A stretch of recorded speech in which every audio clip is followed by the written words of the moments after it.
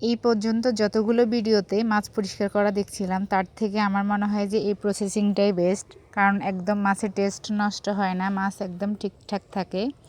এই তো খোপসা পাতা নিয়ে আমি মাছগুলো সুন্দর করে ডলে ডলে নিচ্ছিলাম। মাছগুলো একদম সুন্দর পরিষ্কার হয়ে গেছে। এখন যারা শহরে থাকে তাদের জন্য তো খোপসা পাতা পাওয়া খুব টাফ, আর যারা গ্রামে থাকে ওদের জন্য তো যেখানে সেখানে খোপসা পাতাগুলো পাওয়া যায়। তো সেদিক থেকে একটু বেশিই সুবিধা। যেমন এই তো খোপসা পাতা দিয়ে আমি মাছগুলো পরিষ্কার করে নিচ্ছিলাম একদমই। আর এগুলো হচ্ছে পুকুরের মাছ, খুবই তাজা মাছ, দেখতে ছোট মাছ হলেও খেতে খুবই মজা। আসলে মাছটার ভিতরে ডিম হবে সেটা আমি কখনোই ভাবতে পারি নাই।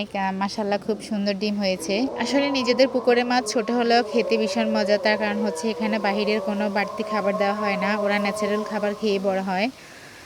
মাশাল্লাহ মাছগুলো খুব সুন্দরই ক্লিন হয়েছে। এখন আমি মাছগুলোকে কেটে নিব।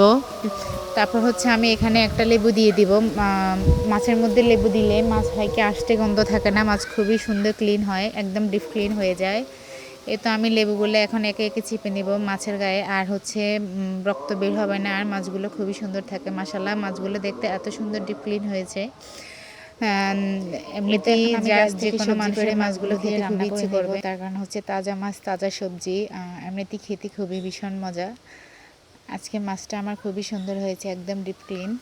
আপনারাও এভাবে মাছ পরিষ্কার করে নেবেন। আমি যতগুলো ভিডিও দেখছি তার থেকে আমার এই প্রসেসিংটাই বেস্ট মনে হয়। যদিও শহরে ওই যে বললাম খোপসা পাতা থাকে না, তো কি হয়েছে, জালে দিয়ে মাছ পরিষ্কার করলে আবার ওখানেও পরিষ্কার হয়, তবে খোপসা পাতা দিয়ে বেশি ডিপ ক্লিন হয়। একদম যেরকম ভিডিওতে ওরা গরম পানি দিয়ে পরিষ্কার করে তার থেকেও বেশি ডিপ ক্লিন হয়।